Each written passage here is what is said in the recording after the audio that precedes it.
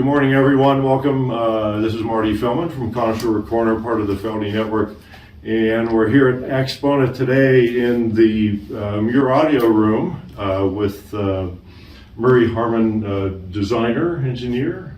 Yes. Of these wonderful speakers. I believe this is the SP1. Yes. Behind us. That is what today. we're demonstrating here. Yeah, excellent. Let's start kind of with the history of because what you have, you've got a speaker that's, I'll use the term hybrid. Yes. A little bit. What kind of took you in that direction when you were kind of got into speaker design? Well, I've always been fascinated with the sound character of an electrostat. Okay. Electrostatic loudspeaker, for those who are familiar, operates with an extremely thin, lightweight film that can move very, very quick. And because it's physically large, it has the ability to shape a sound field.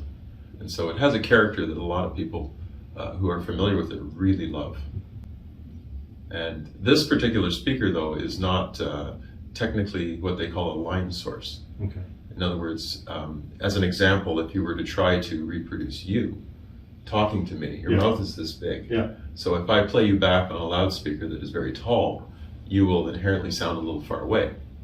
And a lot of people like that sound because it's quite ethereal. Mm-hmm. But this speaker was basically the result of a quest for, I'll call it accuracy of size and scale. Okay. In other words, it will reproduce instruments in more of a normal perceived size. Right, right. So the intent would be if you have like a little jazz trio to keep it scaled right, and then if you're listening to Beethoven's Ninth, to where it would be scaled size-wise in that order. Exactly. Okay. Exactly. I've actually had you experience a lot of different tracks and things at shows. And one gentleman, I remember one show, I regret it to this day. He ran in and said, "Can you play this?" It was a Viennese harp concerto of all things. Oh, geez. I was not familiar with the genre, and when he put it on, my mind exploded. I was sitting in a 12-foot wide hotel room, very bad acoustics, and I suddenly heard a 100-foot wide stage in front of me. And I unfortunately had another gentleman waiting, sort of tugging at me, because I was trying to get the recording, and I turned to talk to him, and he was gone. And I've never found the track again. But it was just an extreme example of what the speakers are capable of if the recording is actually mastered that way. Okay. What's kind of your background, and how did you get into the kind of the electrical engineering world? Well, my background, I guess, to put simply, is I grew up with a dad who could literally build anything. Okay. And I'm one of those unusual guys who just, well, I guess it's a unique experience, but when I was 7, my dad created what I would call amplifier school. Okay. So I knew how to actually wire up and how transistors operated largely before I was even in grade school. Right. And from there I went on to build many amplifiers, speakers. By high school I was creating like multi-thousand watt amplifiers. And it was a very idyllic childhood too, because I also got into building things that went fast, motorcycles and all kinds of things. So. Yeah.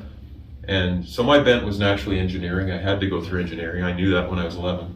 And I studied electrical engineering, communications engineering, and of course my first projects were all mechanical. Yeah. So I ended up going back and getting a mechanical master's. And that actually opened an opportunity for me to get into theoretical acoustics. Because during this whole time scale, my major interest has always been audio. Yeah. I built my first electrostat probably, what would it be? 1982, just from reading a magazine article. I had the skills and abilities to go design interleaved transformers. Sure. And so I did, and built a number of linear or line array type speakers. Okay. And it was actually in 2003 when a friend of mine in Toronto, super excited, said, "Hey, I just got a set of radio strollers." I went and listened to the radio strollers, and the sound, exactly, the 101s. And the sound character, the way you could move about, just struck me. So I asked myself a very foolish question looking back. How hard would it be to design and build an omnidirectional electrostatic speaker? Okay. And the answer to that question, I'm glad I didn't know, because it was actually about $10,000. Yeah. Oof. But the unique thing about this story to me personally is during this whole time, from 96 on, I had founded a fiber optics company. And that company developed, sold product, incredibly precise product. Right. I mean, these are devices that have to align to sub-micron tolerances. But what it gave me in the background of this whole story was a full machine shop, engineering staff, CAD.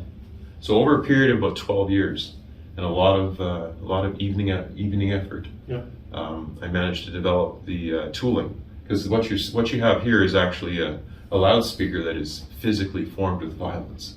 What I mean by that is the panel is not just a simple bent piece of sheet metal, it is shaped. Okay. It's a 30-ton press that does that. Oh, jeez. And so we had to develop a whole host of different equipment to fabricate. You can't go and buy perforated metal that has smooth corners. I literally spent hundreds of hours looking. So we had to create tooling and machinery to create even the perforated metal. And so what you have here is basically a culmination of a long story. Yeah. And I think it's been incredibly well received. We've had the privilege of receiving about 21 international accreditations, and we've been to many, many shows. And the most fun for me personally is just watching people's reaction. Yeah. No, actually, that's got to be very rewarding. Now, with this model, how was this? I believe the second model in your Yes. line, correct? Yes, we took because this speaker was developed alongside another company. Okay. We didn't have the sort of general emergencies that you would have when you tried to start a company. In other words, sell or die. We decided to take a very bold stance. We actually launched in 2013 what was the world's first, and still is, omnidirectional electrostatic loudspeaker.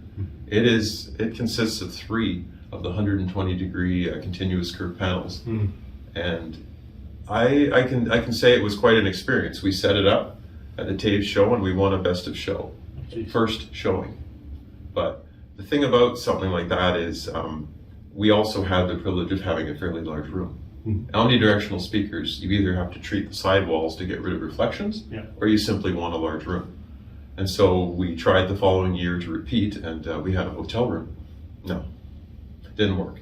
It was like the world's nicest set of headphones. Well, to be honest about it, right? Because we were expecting a massive, expansive soundstage. Sure. And we had to tuck everything in tight. So the experience led us to believe, or led us to conclude that, well, we should present another model. And we did some work with a single panel design. That's how you have the SP family.